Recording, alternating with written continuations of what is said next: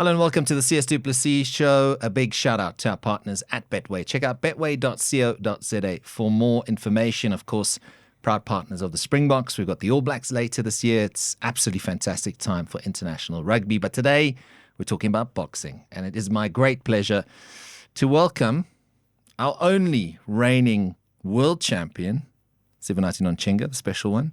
Colin Nathan, no stranger to the show. Colin, we go way back. Thank you, gentlemen, for making time. How are things going at the moment, Colin? And what's the champ up to? Because we're hearing there could be some interesting news on the horizon. Is that true? Yeah, so thanks We're getting straight into it. You know what I mean? Right. Thanks for having us on your platform. You know, when you did that introduction, I was thinking the first time you and I did work together was 16 years ago. Yeah, it's like crazy, hey? Crazy. Cheers to that. Cheers. Yeah. Nice cup as well. Last time I was here, you said next time I come, we'll get a coffee mug. So did you not get one? I'm blaming Ray, my it's okay. executive producer. Someone has to take this. Yeah, okay. But there will be, champ. You'll get it. All right. Yeah, so we got the order for your bookie.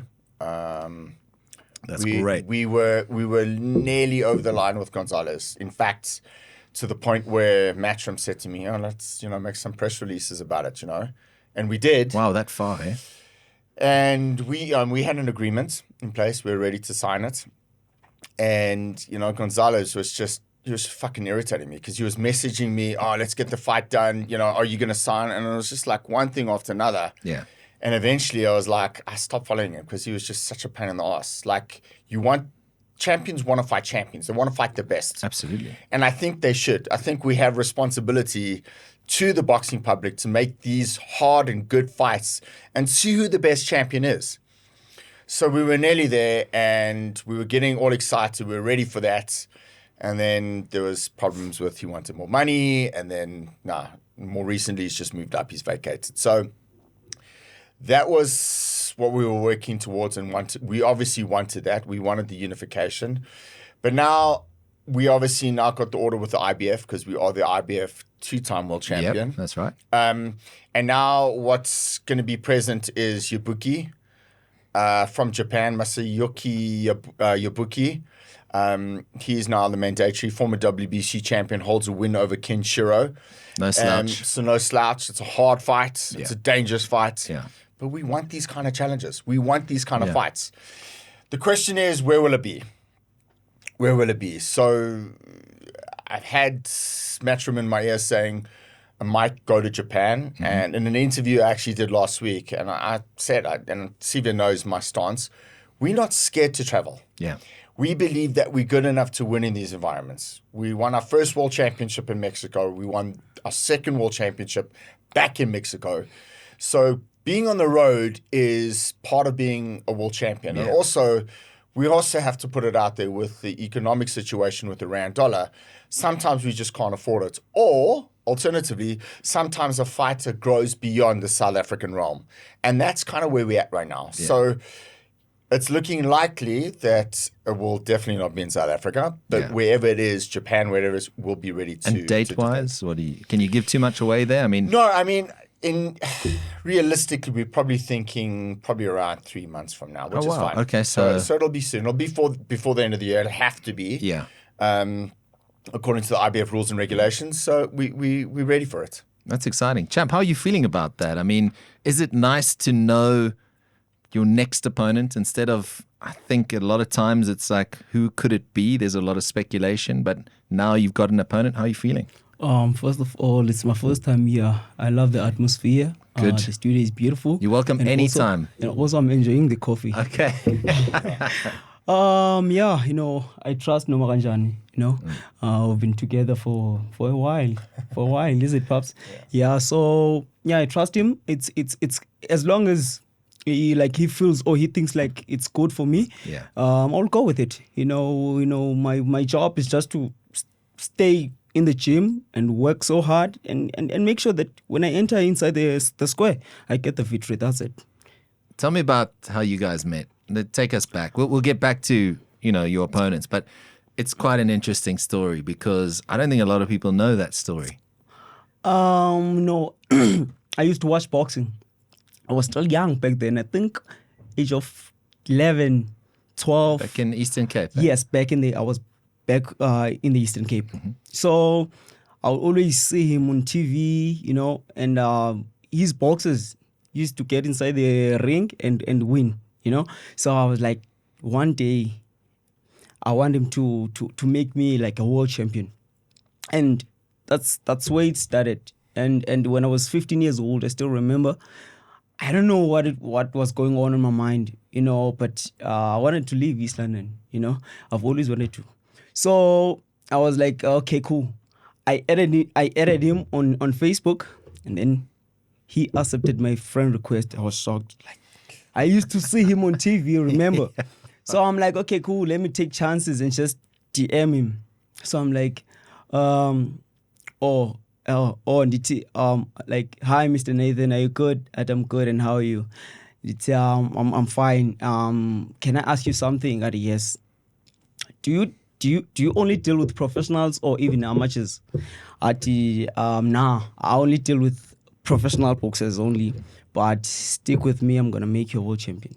So I've always knew where I want to go, where I want to take my career further. It's crazy. It's such a crazy story. And yeah.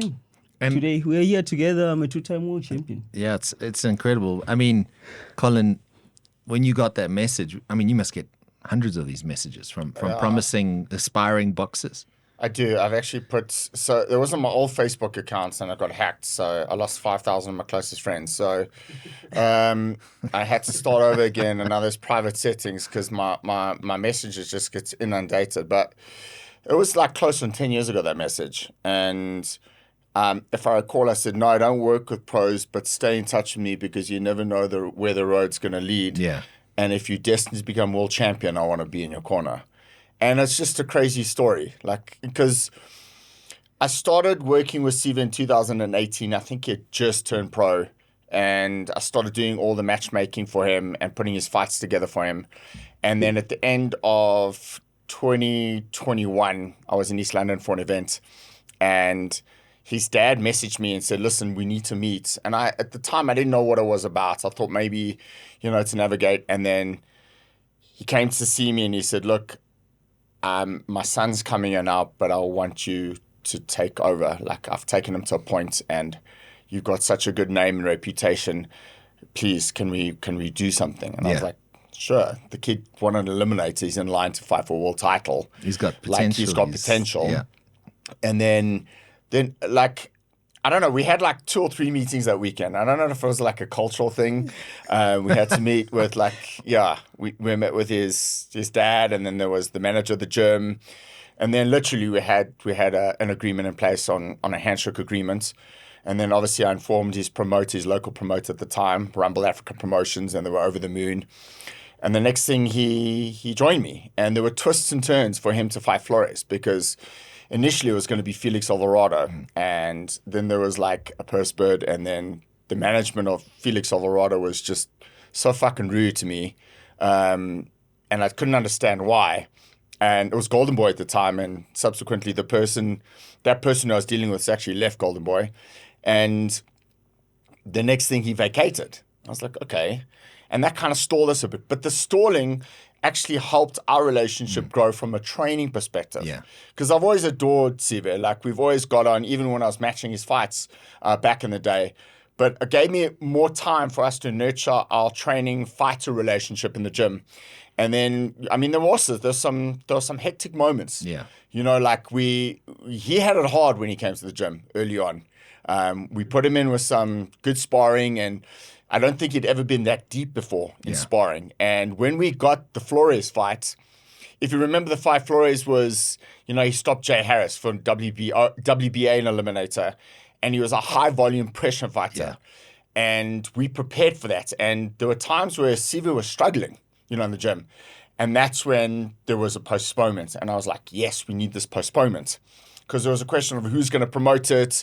Is it going to be Matchroom? Is it going to be Boxstars? And eventually Matchroom came in. They had the date for DAZN. But the stalling and the postponements actually helped us. So we had so much time to prepare that, and there was that dark moment in the Flores fight in round number 4 where the pressure, with the whole, because we won the first, we dropped him in the second. Third round was very close.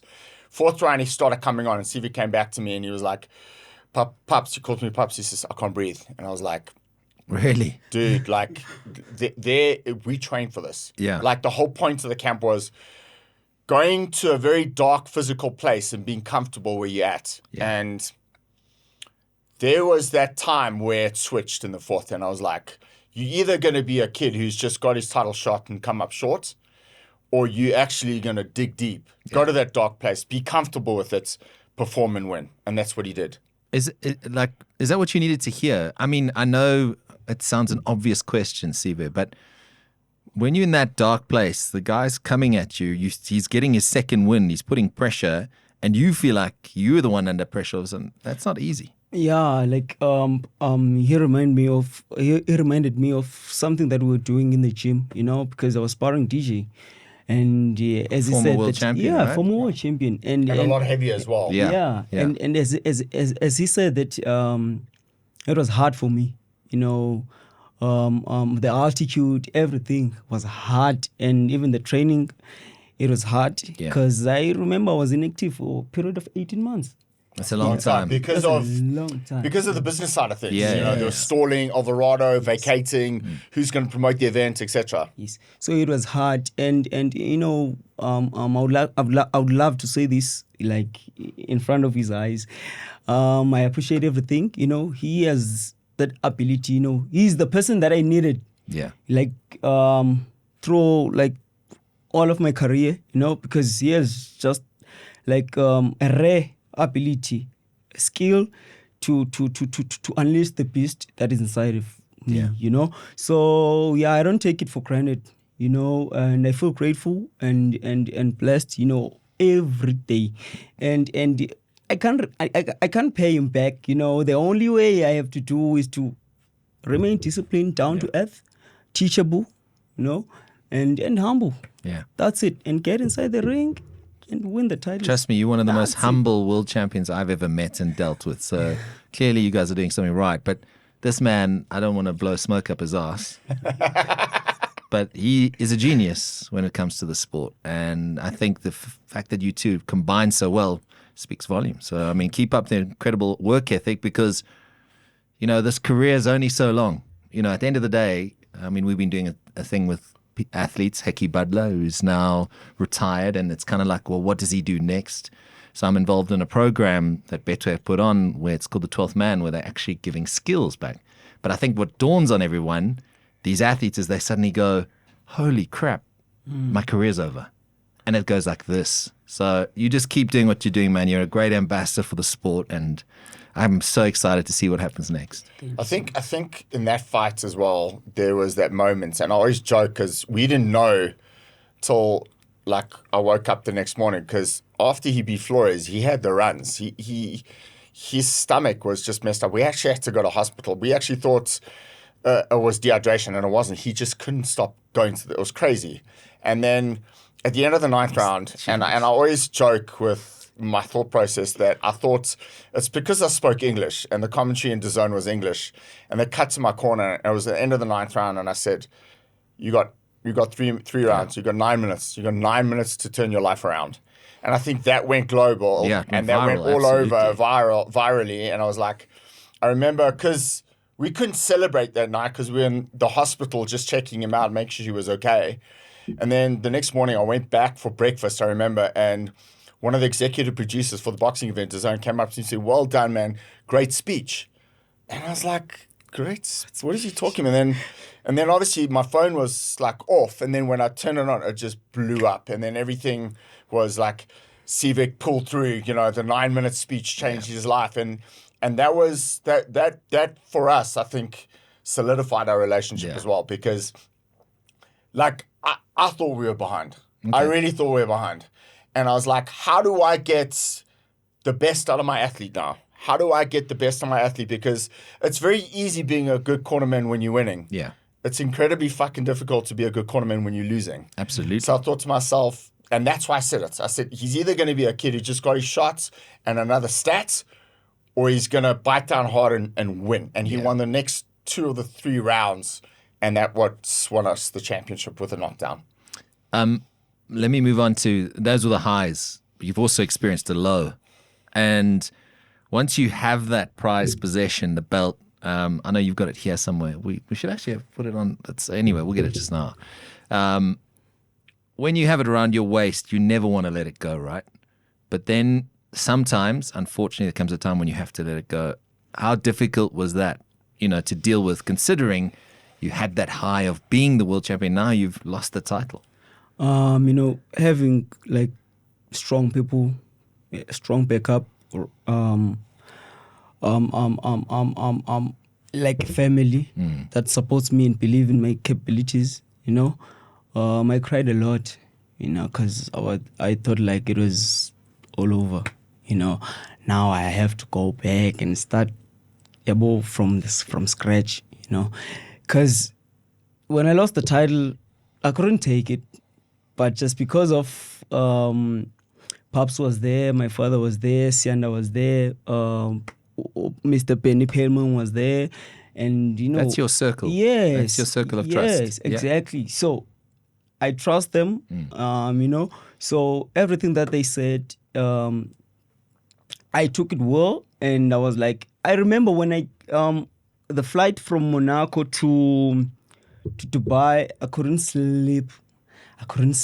I was worried. I was thinking a lot. I was overthinking, like, what am I going to do next? Yeah. But Pops told me one thing, that I'm going to make you a champion once again. Trust me, son. We'll get a rematch. I'll make sure that you get it. And you have to make sure that when you get the opportunity again, you grab it with both of your hands. Yeah. You work so hard for it, and go and get inside the square and grab your title back. And exactly that's what it happened.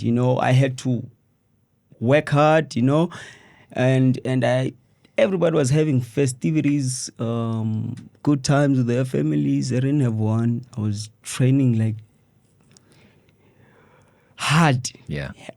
Because I wanted my title back. And, it's crazy because, like, a lot of people will write you off and say stuff about you, and Pops told me that it is going to happen. Yeah. So the time they started to, like, post things about me, I couldn't even, like, care about it.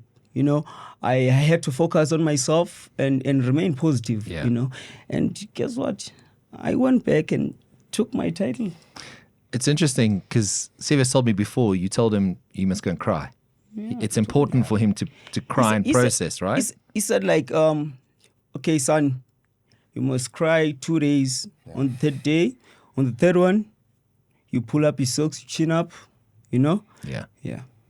Is it tough lifting an athlete when they lose a title like that? Because I imagine there's so much work and sacrifice that goes into it, and hope and expectation. Well, on that loss in Monte Carlo is one of the ultimate fuck you moments for my career. Like, I'm sitting on the store, we won the first round.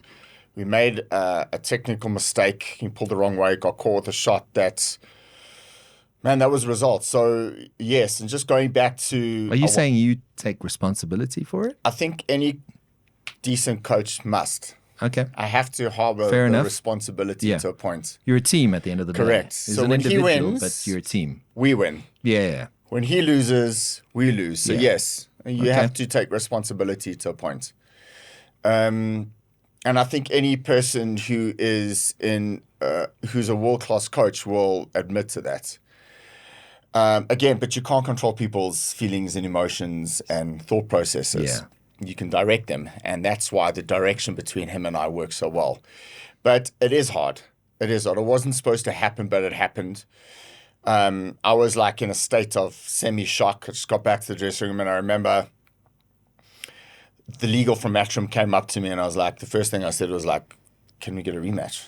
I was like, we're busy working on it now. I got in his dad's ear, and I said, Best, his nickname's Best. I was like, how do you feel about a rematch? He's like, Colin, I'd love that. And the turnaround time for the rematch was very, very quick. Yeah. And people questioned my logic. They thought, he needs a break, he needs to come back and rebuild. And I was like, no. He didn't take a lot of punishment in the fight. He got caught with a shot. Yeah. And he got knocked out. It can happen. He took time off from the shot that knocked him out, and he came back. But what I take a lot of pride in is the game plan going into the rematch. And I don't know if you want to ask Siva about that, but everyone questioned our game plan going in, even until the 7th round. Because the whole game plan... That deep. And I knew... So that was the whole plan was... Yeah. And you know who actually I discussed the game plan with first was Hecky. Okay. Hecky. Because Hecky came into the gym the one day and I was busy. It was just Siva and I alone in the gym. And I said, Hex, I want to pick your brain. What do you think of this game plan? And he said to me, yeah, Uncle Cole, I think it'll work. And the whole game plan was to take it to him and fight his fight in the pocket and wear him down. Yeah. And which is so not Sive. So not Sive. But if you remember, Sive got caught to the shot in Monte Carlo, pulling to his left side over his left knee on the jab. Yeah. We didn't get caught with that right hand once in that position. Not once. We totally nullified and negated his right side and right hand from the very first second of the very first round in the rematch. How did you feel about the game plan?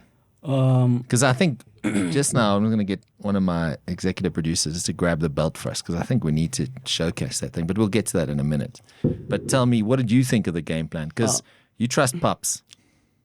Yeah, so that's why I didn't ask anything. You told me that, son, you need to make sure that you stay in the pocket. Yeah. You know, stay up, stay tight, body move, angles. That's it. You know, so I had to. I'm a person whereby if you give me instructions, I'll get inside the ring and I'll do them like straight, exactly how you told me. You know, so I'm a good listener and also. Like, if you say something, you say I must do it. I will do it exactly the way that you want. So, it was not a challenge for me because I trust him. You know, I had no doubts. I had nothing in my mind. You know, because we've been together. I won the title with him. I successfully defended the title with him. With a different strategy, you know? So that's why I was like, okay, that is it. I don't want to lie. It was a little bit hard to adjust in the gym, he knows. But especially I had the short turnaround time. Yeah, we worked incredibly hard. Yeah. But I had to make sure that it happens like the way that he wants, you know? And I knew the minute... Okay, first round, when the first round started, I could see him. He was shocked. I'm like, I'm bringing I got you. Yeah, even on the press conference, he was like, he's a Olympic style boxer. He's gonna move around. I'm like, you got it all wrong, my bro. Yeah. Now we're fighting fire with fire. You know, I want what's mine. You know, Yeah, he's expecting Sive to be long from the first round. Thank you, Steve. And I think when Sive got on the inside. It's actually quite heavy. He's got 2 of them, man. No, it's not saying that. We're going to add a few more to that, right? Siva said something to me. Obviously, when we got back to the hotel, he said to me, Pups, I saw the look on his face at the end of the first round, and he was like, the look was like I wasn't expecting this. And that's why. And the one judge had us behind. I think 2 judges had us 1 point. One judge had us 1 point behind. One judge had us level, and one judge had us 2 points behind. And I knew we were trailing, but the complexity of the fight changed in the 7th round when those body shots from Siva wore him down, and then he got the space and he popped a jab, and then Kuriel's head snapped back. And he came back at the end of the 7th round. I said, now we get long on him. Because everyone thought we would be long from the first round, but I didn't want to take that risk or chance because of that looping shot of the right hand. So when we got to that point and he had success on the jab, on that 7th round, it was like 40 seconds left of the 7th round, if I remember. And I said to him, son, now you got to get your jab going on him. Yeah. And then at the end of the 9th round, he drew him in, threw a right hand, which missed, and Kuriel pulled back. And as he came in, he walked onto the left hook. Yeah. And he was literally on Queer Street at the end of that round. And then, again, I said to him, what he did yesterday doesn't matter, and what he did a month ago doesn't matter. Life is all about moments, and this is your moment. And he went out and he stopped him in the last round. In the 10th round, the next round. So he buzzed him, hurt him badly in the 9th. And then in the 10th, he just closed the show. Just forgive me for a second, for our viewers and listeners that don't know what it means to go long. Can you maybe just explain that? So you throw long shots straight down the middle, and you throw short shots in the pocket. So earlier on, we were in the pocket throwing short shots, and the Mexican thought we'd be there because we were there in the first fight. And we only got long, extending our shots down the middle at the end of the 7th round when we knew we had him where we wanted him to be. You. What did it mean to get this around your waist again? Especially after the disappointment of Monte Carlo, right? You know, like for me, like I took it as a lesson. You know, you can't make such careless mistakes or like get inside the square and be casual. You know, you're gonna get punished. And sometimes, you know, in life, falling down is part of life, but getting back up is living. Yeah. So I'm such a person whereby I was positive. You know, even if somebody can come and throw a negativity. Yeah. You know, I'll never mind it. I'll never put it in my head.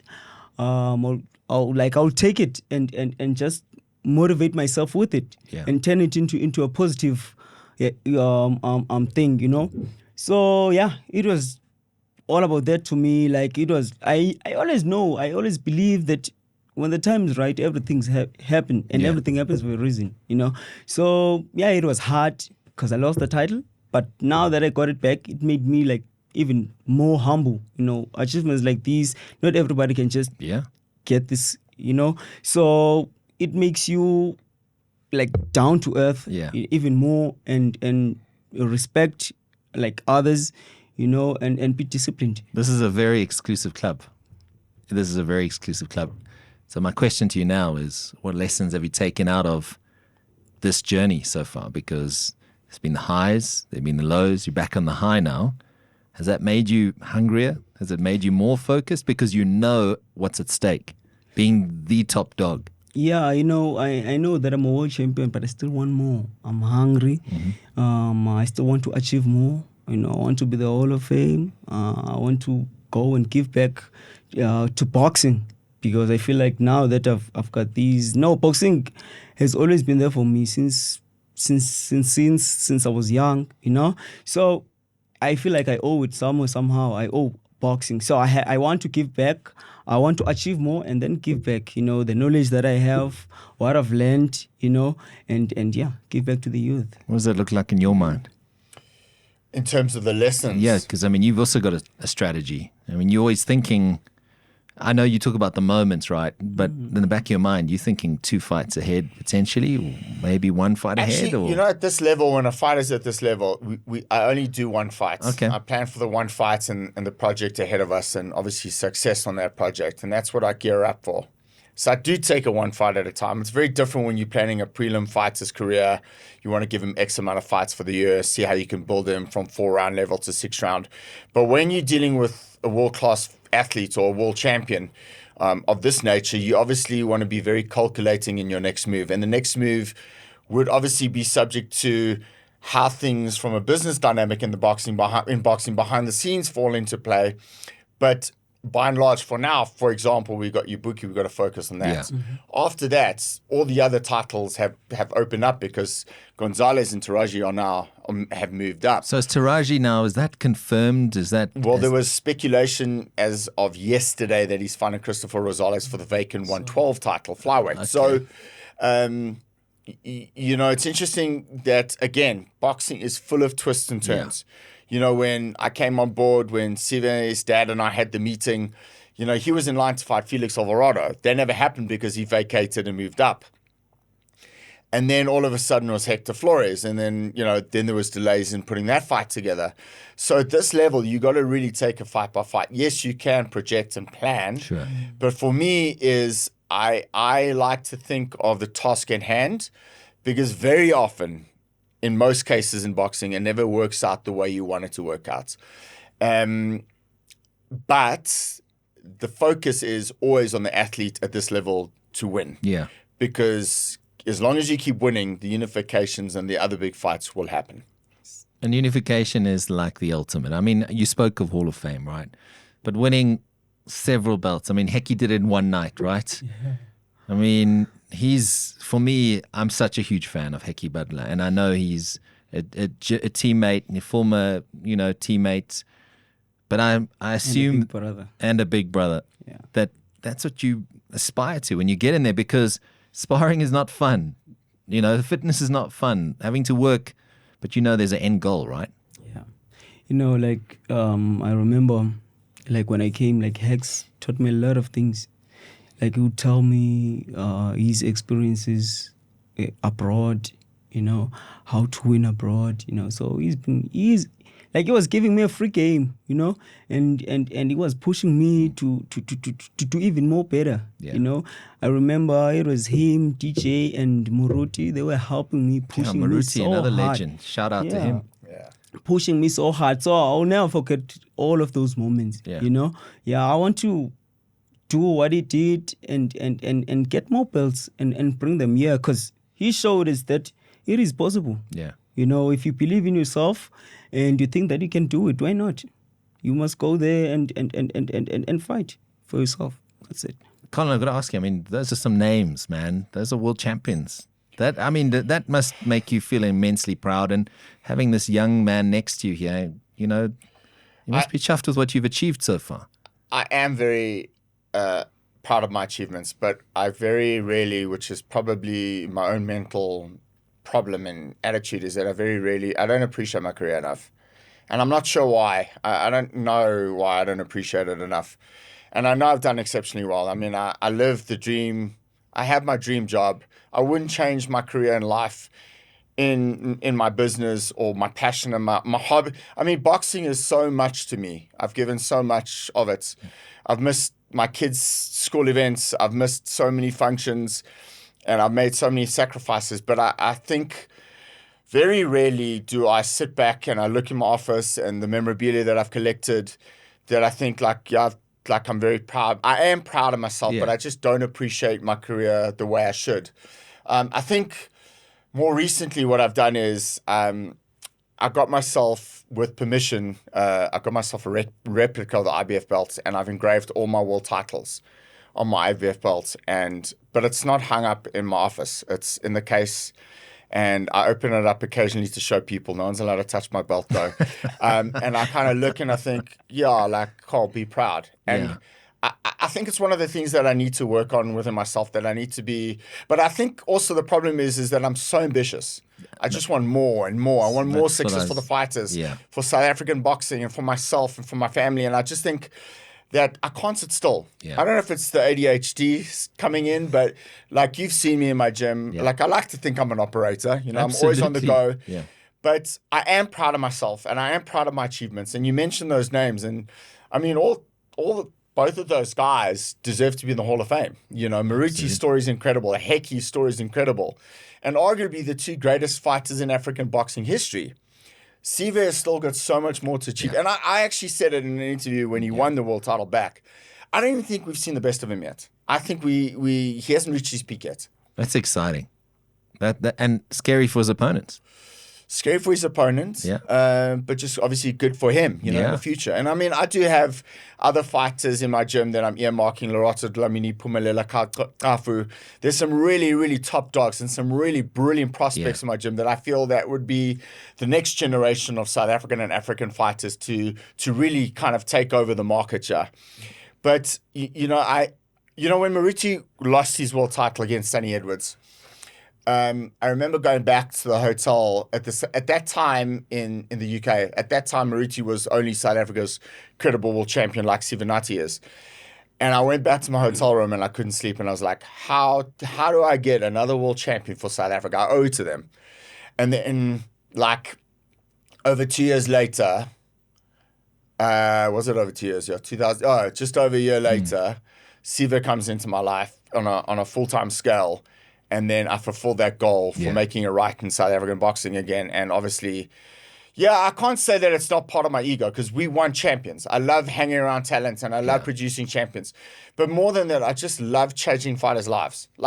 It's incredible. Yeah. And I say this with respect to my craft, but I make millionaires in boxing.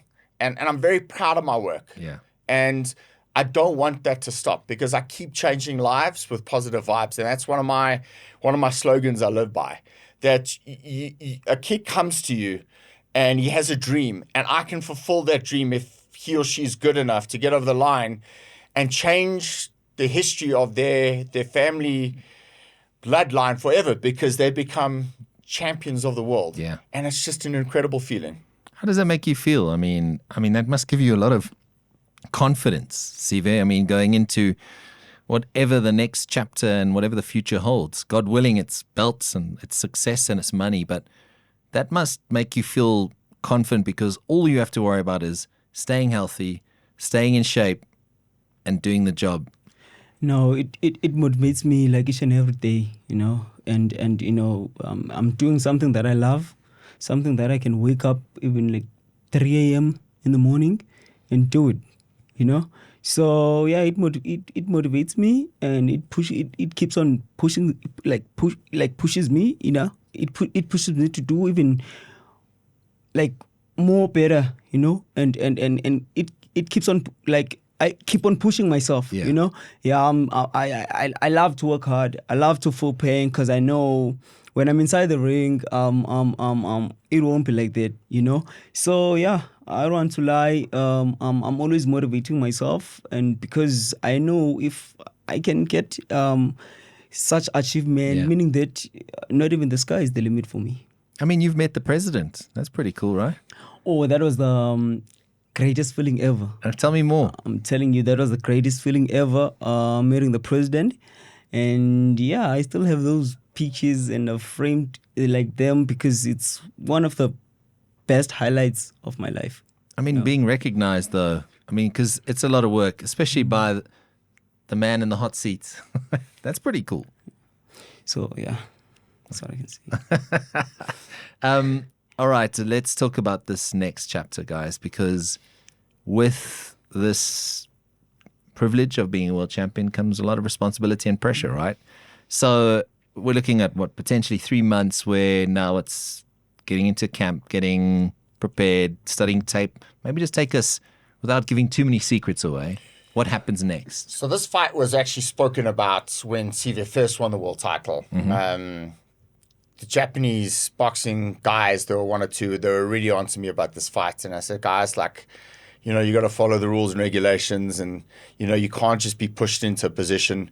So this fight was spoken. We got an offer for this fight maybe a year ago. So it was always on the table. So it's been there. Yeah. It's been there. And then obviously it's interesting because when I was last in Japan, I got a whole bunch of DVDs with Ibuki's fights, but they were like, just take a look at him, see what you think. And obviously I went through it and I've been following his career. And I always knew that, if he gets into position, we'd have to fight him. And I was never worried about that. And then obviously I've seen enough of him, but obviously now I'm going to go through the tapes in obviously intricate detail. Yeah. And obviously look for patterns. And that's what I do, is that, when you analyze a fight and you have a game plan, you strategically take a look at the opponents on not the mistakes, because it's human nature to make mistakes, but I look for habits. Habits are things that are repetitive and the fighter doesn't know he or she's doing it. Yeah. And either they're not being coached correctly or they're not being told of those flaws and those habits. It's hard to break habits. And that would be my job now, to start analyzing the habits in Ibuki and what he does. Very strong, hits incredibly hard, tough fights. Yeah. But I believe I've got the right person next to me to beat him and retain our championship in impressive style. Sive, what goes through your mind when you're preparing for a fight? Is it just trusting the process, what Colin's got planned for you? Are you thinking about your opponents? Maybe just share that with us. No, I'm not even thinking about my opponent, because I know I got pops, because I believe the minute I start to watch my opponent and thinking about my opponent all the time, I'll panic, I'll see things that pops don't see, So the game plan will be messed up somehow, because I will start to do my own thing, Exactly. So I don't watch my opponents. I always make sure that I listen to him and follow the instructions. That's it. And when it takes the fight, I know that, okay, cool. Meaning that it's a good one for me, you know, and it's gonna look at the fights that we fought, changed my life like completely. So I know this one is a big one. I think I grew up, Kensher was a champion, Gonzalez was a champion, also Yabuki was there, so he's a person, he's an athlete who I have watched, I think half of my pro years, and I've always knew that I'm gonna be there, and yeah, I believe this is my time, and I won't take it for granted. I'll keep on pushing, I'll keep on working hard, and yeah, that's it. I'm not even stressed about the opponent, no, not at all, because I know how I work. I always sacrifice a lot of things, miss family gatherings, yeah, a lot. Yeah, people don't realize how much you give up, right? A lot, yeah, exactly. Yeah. So I don't mind it all. I don't stress about him. I'll just stay inside the gym and work hard and polish all my weapons and be ready. Are you going to get more ink as you go on? I don't think so. There's not much territory left there, is there? Maybe Pub's name, but I won't show him. Colin or Nomaganjani? Nomaganjani. On the butt cheek. Yeah. Gentlemen, thank you so much for coming in. I have one request. Yeah. When you go to Japan and defend your title, please bring me a poster. Easy work. Because you have that amazing poster in your gym. I know someone fell into it. Is it repaired now? It is repaired. I actually have to go back. I collect stuff. I've actually got to fetch his glove from him reclaiming his title, and it's not the right glove. So the first time he won the world title was the right glove that put Flores down. That was the decider. And even though he finished him off with a flurry in the 10th round, it was the left hook that caused all the damage. So in the ring, I said I wanted a glove signed, and he said, I'll give you the left one because the left hook. And I was like, deal. There we go. Absolutely. All right, so poster, please. Yeah, sure. Gentlemen, keep up the amazing work. What a great ambassador both of you are for the sport. And we wish you only the best things. Thank you so much. Thanks for coming in. Thank you very much for watching. A big shout out, of course, to our partners at Betway. Check out betway.co.za. Also to New Era, Monster Energy. You can check out their socials and like and subscribe. And we'll have competitions. We'll have some giveaways, so you don't want to miss out. But thanks for watching.